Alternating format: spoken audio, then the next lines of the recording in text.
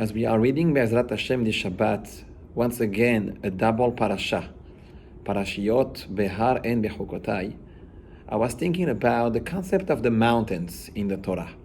Do we have in our religion some mountains that are taking an important role? And I realized that we probably have two big mountains that are brought up many times in the Pesukim and in the Ma'amarei Chazal in general. And those mountains are known to be Har Sinai, the mountain that we received the Torah on. And we have also another mountain called Har HaMoriah. They have actually different names. Har HaMoriah is also called Har Habayit, and Har Sinai is also called Har Horev. And they seem to be those two mountains that we always reference ourselves as the special mountains of the Jewish people. But they have a fundamental difference between them. Har Sinai is the mountain that we received the Torah on. And even though we know exactly today where Har Sinai is located, in fact, you can even crack the rocks of Har Sinai and see the little bush coming from the word Seneh. Sinai and Seneh are pretty much the same. According to the Midrash, Har Sinai was actually the spot that HaKadosh Baruch Hu appeared to Moshe Rabbeinu the first time. Har Sinai was used as the mountain where HaKadosh Baruch Hu revealed himself to the Jewish people and gave them the Torah. And it's definitely a very special place in our religion. On the other hand, Har HaMoriah is that mountain that we have the Har Habayit, where we used to have the Bet HaMikdash, the first and the second temple. And the difference between those two mountains is that Har Sinai doesn't have today any Kedusha. There is no holiness there. It is absolutely allowed to go there, to stay there, to make a picnic, to set up a camp if you want. You can do whatever you want. Even though at the time that we received the Torah, HaKadosh Baruch Hu was very clear, Kol hanogea bahar mot yumat, a person who touches the mountain even should be killed. Even the Kohen Gadol, makes no difference. Today, Har Sinai, zero Kedusha, no problem. Har HaMoriah, on the other hand, is very different. We have something called today the Har Habayit, and we hold la halacha that Kedusha Rishona ena betela le'atid lavo, which means that the Kedusha of the Har Habayit remains until today.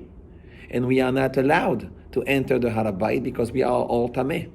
Alachat kama vekama, how much more so to enter the Kodesh HaKodashim, the Dome of the Rock, which is really a place until today, as I speak, completely Kodesh Kadashim. We may not enter this place. And the question is, what's the difference? Why Har Sinai did not last? Why Har Sinai's Kedusha is not applicable today, whereas the Har Habayit is still in effect? So we have to go back to the roots. What exactly happened? And I want to go all the way back to the first time that we have a major event that happened on Har Habayit.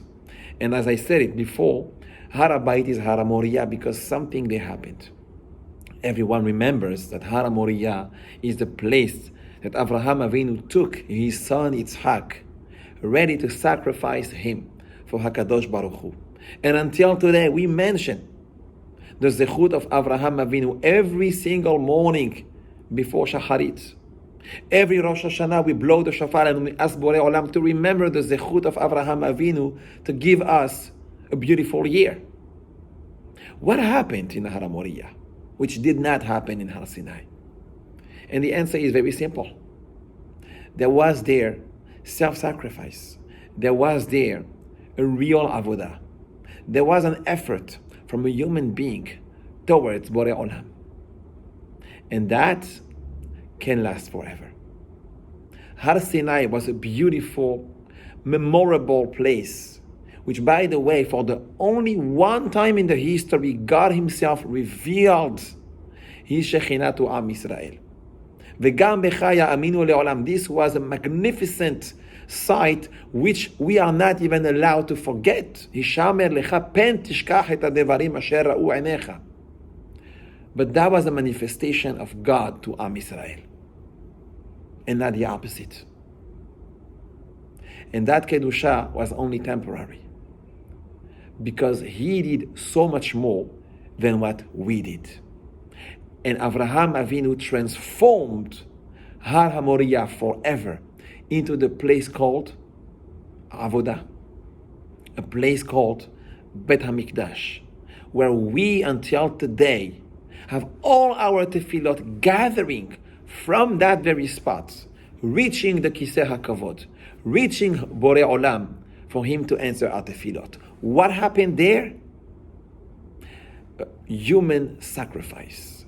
Not physically, but emotionally, psychologically. Avraham Avinu was ready to give everything for Borei Olam, and that was the effort that made a difference in that spot. And we have to reflect on the concept of the mountain. And I said mountain because a mountain is not just a place where you have an elevated area. A mountain is the ambition. A mountain is what we call the peak of what every Jew should always look forward. My life has to be a constant growth. And we ask ourselves, where are my ambitions? Where do I want to go? How do I grow? This is the purpose of every single Jew. And we have here the contrasts. Those two mountains are definitely the symbol of one of the greatest moments in our history. But we must remember that there is a mountain that didn't last, and a mountain that actually did. And I believe that the second name of the Parashat Bechukotai, the one that we follow afterwards, is the one that actually sets the tone on how to make sure that Har Sinai is not just a memory. That Har Sinai is not just a place that we received the Torah back then.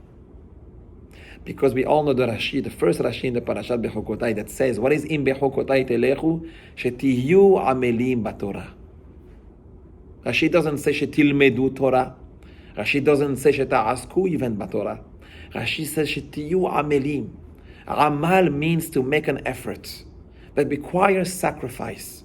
That I understand that the Torah has to be my priority, even though my yetera and my ego and my time and my worries and everything that's going on in my life is trying to push the Torah a little bit on the side. I need to understand that Har Sinai, Behar, has only a lasting dimension if I have the Bechukotai part. If I am a Amel Batorah. And just like the Pasuk says, Mi ya'aleh behar Hashem, u'mi yakum bimkom kodsho. Mi ya'aleh, who will climb the mountain of God. Climbing is not the Chokhmah. The real Chokhmah is to stay on top, to stay there, to make it last, to make it real. And that can't be when I have suddenly some kind of inspiration for a moment and then I go back to my routine. This is a daily work. This is a daily sacrifice. And that is Umi Yakum Bimkom Kodsho. We can't deny the fact that during the days of the Omer, this is exactly what we have done. We progress day after day, trying to acquire the midot to be ready to accept the Torah. And we are just 10 days away from Chag HaShavuot. We can't lose it. Shavuot cannot be the holiday that we just receive the Torah and then we just go back to our routine. Something needs to change. It needs to last. It needs to be real. Umi yakum bimkom kodsho. We need to stay on top. And may HaKadosh Baruch Hu bless us to continue to grow, to feel closer to Him, and to make the Har Sinai a Kedusha that is just lasting like the Har Habayit. And obviously may HaKadosh Baruch Hu bring the Shekhinah back in the Bet HaMikdash, and may the two mountains meet, Torah va'avodah, together, to have an eternal connection with Borei Olam. Amen. Ken Yehi Ratzon. Shabbat Shalom U'Barach.